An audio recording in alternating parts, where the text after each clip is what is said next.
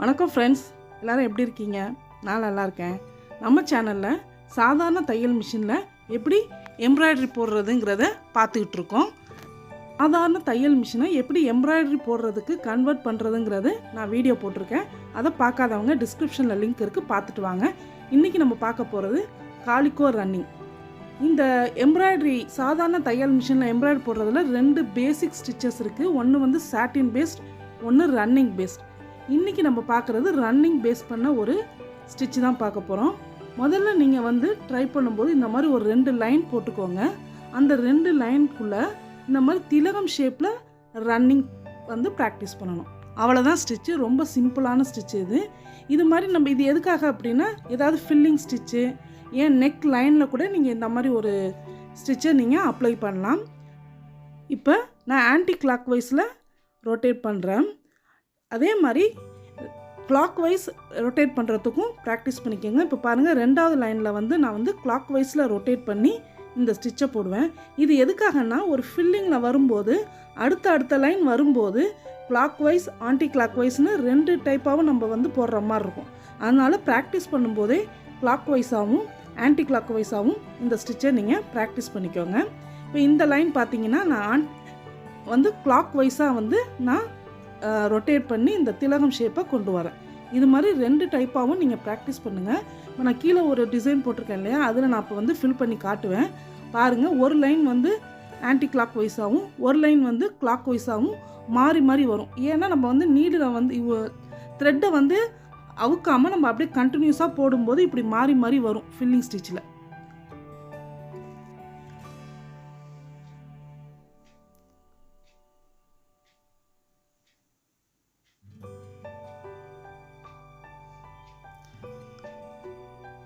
இப்போ ஒரு ஸ்பேஸ் இருக்குது, ஒரு டிசைன் ஸ்பேஸை வந்து நம்ம த்ரெட்டால் வந்து சிம்பிளாக ஃபில் பண்ணுங்கிறப்ப நீங்கள் இந்த ஸ்டிச்சை நீங்கள் யூஸ் பண்ணலாம். இப்போ பாருங்கள், நான் வந்து ஆன்டி கிளாக் வைஸில் சுற்றி இந்த திலகத்தை கொண்டு வரேன்.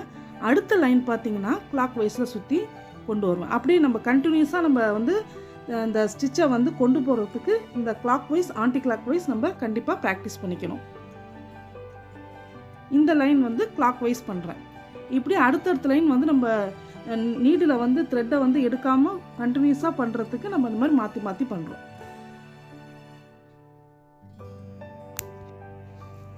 இது மாதிரி சாதாரண பேசிக் மாடல் தையல் மிஷினில் எம்ப்ராய்டரி போடுறதுல வந்து 40 வகையான தையல்கள் நம்ம போடலாம். இப்போ இது வந்து ரன்னிங்கை பேஸ் பண்ண ஸ்டிச்சு. அதே மாதிரி சாட்டின் பேஸ்ட் ஸ்டிச்சஸும் இருக்குது. நான் ஏற்கனவே நம்ம சேனலில் 13 ஸ்டிச்சஸ் நான் போட்டிருக்கேன். அதை பார்க்காதவங்க டிஸ்கிரிப்ஷனில் லிங்க் இருக்குது, பாருங்கள்.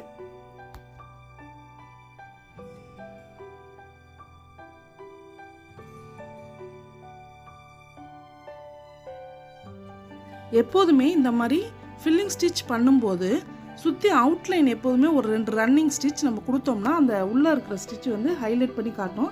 இதுக்கு மேலே நீங்கள் இதை சுற்றி ஒரு ஸ்டோன் செயினோ இல்லை பீட்ஸோ வச்சு கூட நீங்கள் டெக்கரேட் பண்ணலாம். இந்த ஸ்டிச்சை எப்படி போடுறதுன்ற மட்டும் நான் சொல்லியிருக்கேன். இது வந்து உங்கள் டிசைன், உங்கள் கற்பனைக்கு தகுந்தாப்பில் எந்த இடத்துல வேணாலும் நீங்கள் இதை அப்ளை பண்ணிக்கலாம்.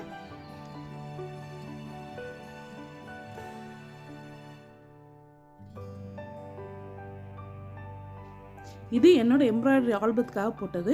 இது மாதிரி உங்கள் டிசைனுக்கு தகுந்தாப்பில் எந்த இடத்துல வேணாலும் இந்த ஸ்டிச்சஸை யூஸ் பண்ணிக்கலாம். இந்த வீடியோ உங்களுக்கு பிடிச்சிருந்துச்சுன்னா மறக்காமல் லைக் பண்ணுங்கள், கமெண்ட் பண்ணுங்கள். உங்களோட லைக்ஸும் ஷேர்ஸும் தான் என்னோடய அடுத்த வீடியோக்கான எனர்ஜி.